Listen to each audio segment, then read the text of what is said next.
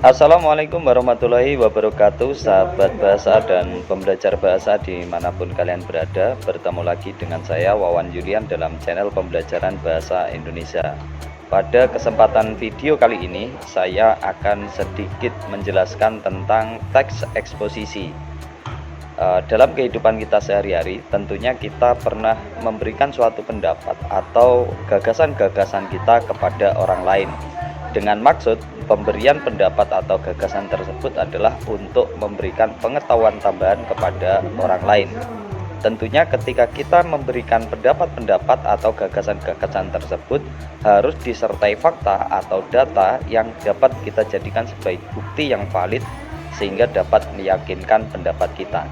Nah, sebenarnya apakah teks eksposisi itu? Silahkan simak video pembelajaran berikut ini.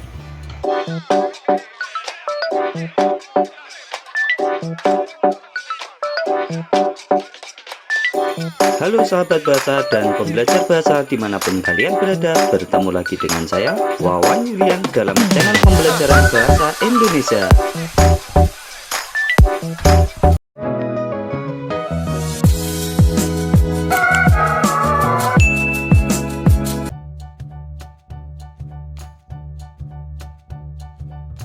Video pembelajaran kali ini kita akan membahas unsur-unsur teks eksposisi.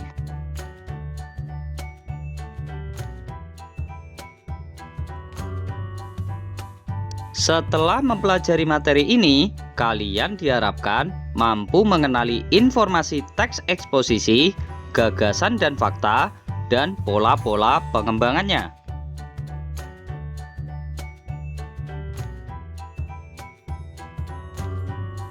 Materi pembahasan dalam video pembelajaran ini meliputi 1. Pengertian dan karakteristik teks eksposisi. 2. Gagasan dan fakta dalam teks eksposisi. Dan 3. Pola-pola pengembangan teks eksposisi.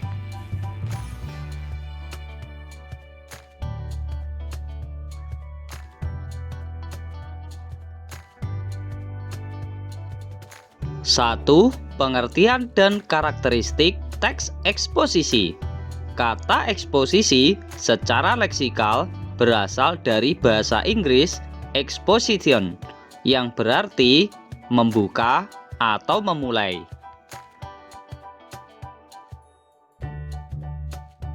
Secara istilah, eksposisi berarti sebuah karangan yang bertujuan memberitahukan, menerangkan, mengupas, dan menguraikan sesuatu.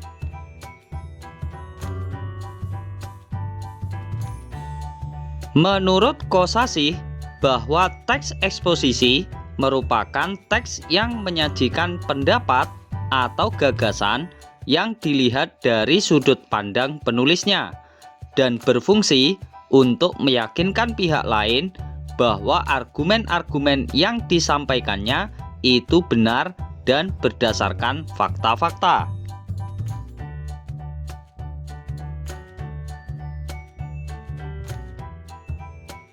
Menurut Husnul, menyatakan bahwa teks eksposisi adalah karangan yang berisi pemaparan tentang suatu masalah, pengertian, konsep, atau proses dalam ekspresi pengamatan sehingga pembaca mendapatkan pengetahuan tambahan.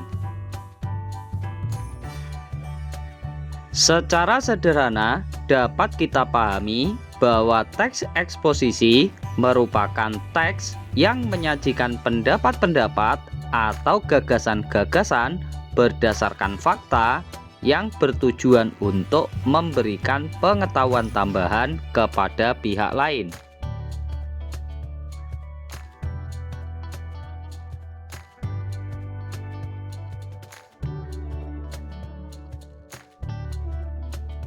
Ciri-ciri atau karakteristik eksposisi menurut Nursisto adalah: A. Berisi penjelasan atau informasi. B.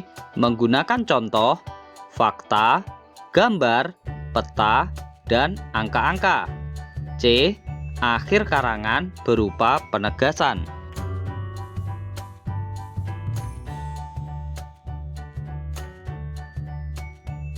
2. Gagasan dan fakta dalam teks eksposisi. Teks eksposisi mengemukakan sejumlah gagasan atau pendapat disertai fakta.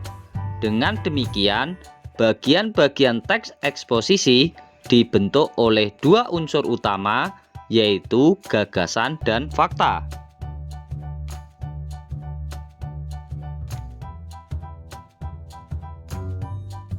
A. Gagasan disebut juga ide ataupun pendapat. Isinya berupa pernyataan yang mungkin berupa komentar, penilaian, saran, dorongan, dan bujukan. Gagasan umum dalam sebuah teks berupa ide pokok yang terdapat dalam tiap-tiap paragraf yang menjadi dasar pengembangan paragraf tersebut. Contohnya, 1. Jika pemerintah tidak cepat bertindak, dalam 10 tahun mendatang, hutan Sumatera akan musnah dan diikuti oleh musnahnya hutan Kalimantan. 2. Pengelolaan hutan tidak menunjukkan adanya tanda-tanda perbaikan dibandingkan tahun sebelumnya.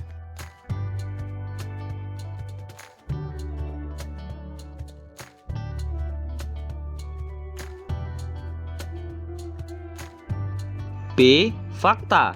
Fakta adalah keadaan, peristiwa yang merupakan kenyataan atau sesuatu yang benar-benar ada atau terjadi.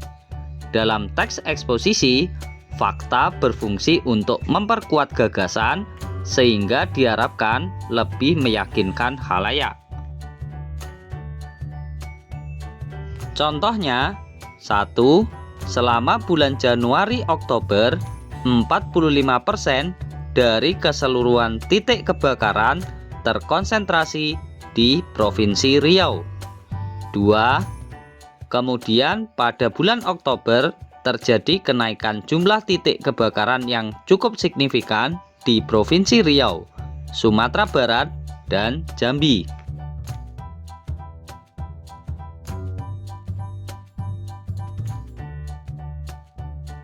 3. Pola-pola pengembangan teks eksposisi. Perhatikan contoh kutipan teks berikut. Salah satu penyebab terjadinya unjuk rasa karena ketidakpercayaan mereka terhadap pelaksanaan berbagai aturan. Para pengunjuk rasa tidak menemukan sarana pelampiasan atas ketidakpuasan yang dirasakannya. Tekanan amarah yang tidak menemukan celah untuk keluar akhirnya menjadi amuk massa. Hal-hal tersebut mengakibatkan berbagai unjuk rasa sering berujung pada anarkisme massa jika aspirasi mereka tidak tersalurkan. Mereka ingin reaksi mereka diperhatikan.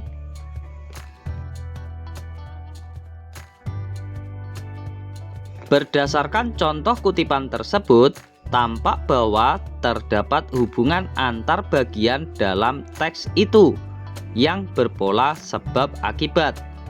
Teks tersebut menjelaskan penyebab terjadinya unjuk rasa yang dapat mengakibatkan anarkisme.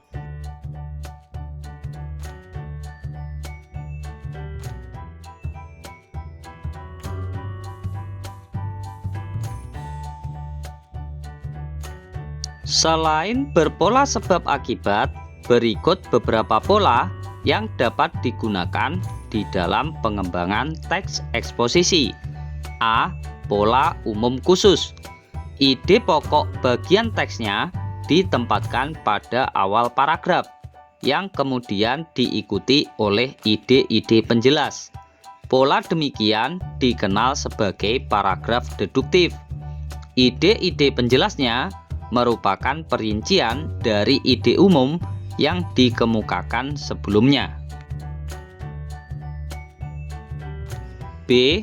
Pola khusus umum. Hal-hal yang bersifat khusus diikuti oleh uraian yang bersifat umum. Bagian terakhir dalam bagian teks ini berfungsi sebagai simpulan atau rangkuman dari pendapat-pendapat yang dikemukakan sebelumnya.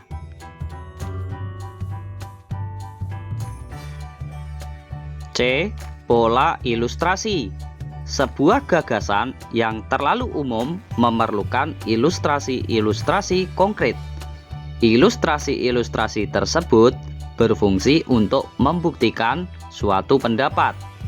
Dalam hal ini, pengalaman-pengalaman pribadi merupakan bahan ilustrasi yang paling efektif dalam meyakinkan kebenaran suatu gagasan.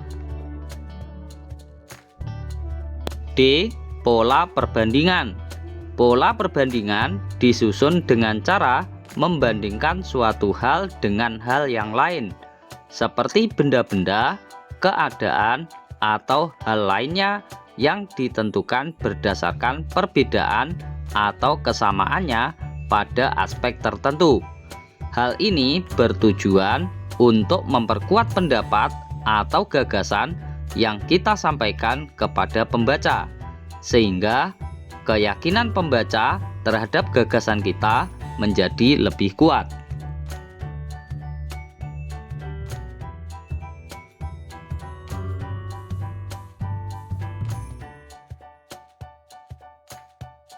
Selanjutnya, mari kita cermati analisis unsur-unsur dan pola pengembangan teks eksposisi berdasarkan cuplikan teks eksposisi berikut.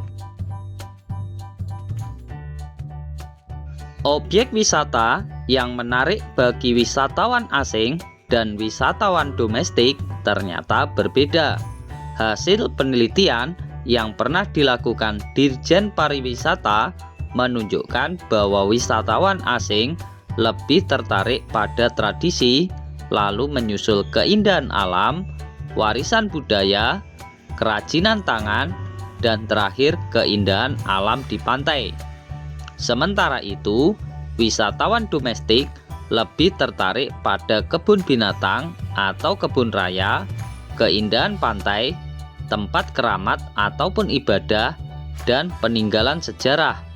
Dari data ini dapat ditarik simpulan bahwa wisatawan asing lebih tertarik pada budaya, sedangkan wisatawan domestik lebih tertarik pada lingkungan termasuk alam. Selanjutnya, mari kita analisis unsur-unsur dan pola pengembangan kutipan teks eksposisi tersebut. Gagasan umumnya, objek wisata yang menarik bagi wisatawan asing dan wisatawan domestik ternyata berbeda. Pernyataan fakta. Hasil penelitian yang pernah dilakukan Dirjen Pariwisata menunjukkan bahwa wisatawan asing lebih tertarik pada tradisi, lalu menyusul keindahan alam, warisan budaya, kerajinan tangan, dan terakhir keindahan alam di pantai. Sementara wisatawan domestik lebih tertarik pada kebun binatang atau kebun raya, keindahan pantai, tempat keramat ataupun ibadah, dan peninggalan sejarah.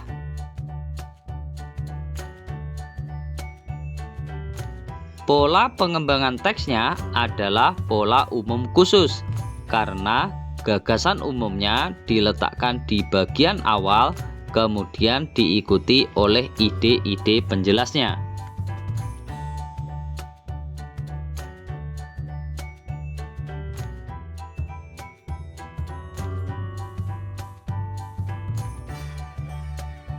Umpan balik kegiatan belajar. Cermatilah kutipan teks eksposisi berikut, kemudian analisislah unsur-unsur dan pola pengembangan teks eksposisi tersebut.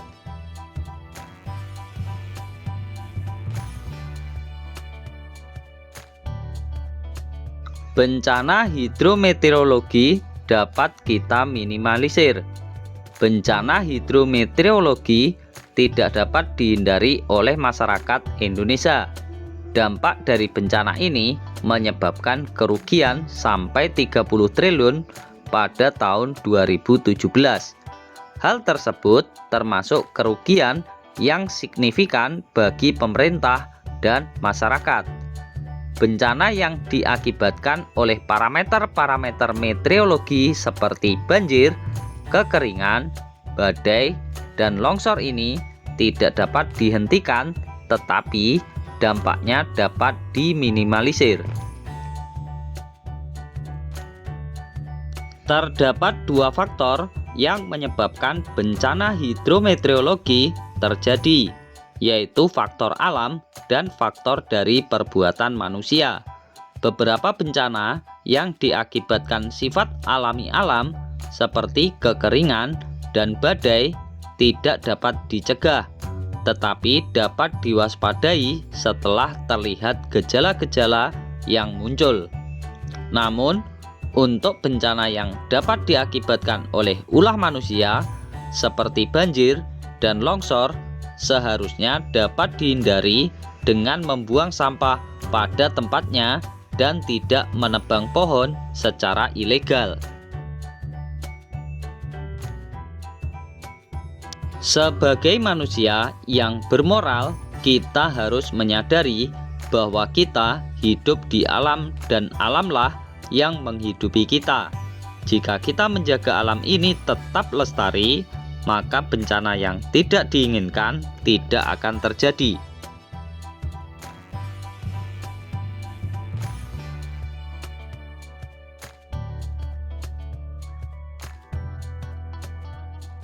Analisislah unsur-unsur dan pola pengembangan teks eksposisi tersebut dengan menggunakan panduan tabel berikut.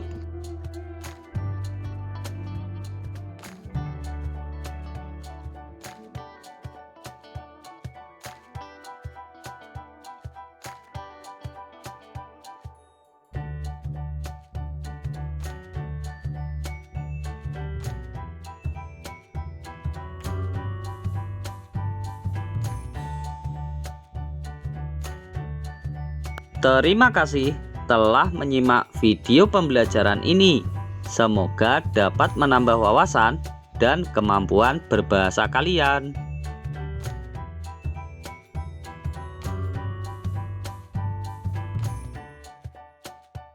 Jangan lupa berikan dukungan kalian terhadap video pembelajaran ini dengan cara memberikan subscribe, like, dan share video ini ke teman-teman kalian agar kita dapat belajar bersama tentang materi-materi pembelajaran bahasa Indonesia yang lainnya.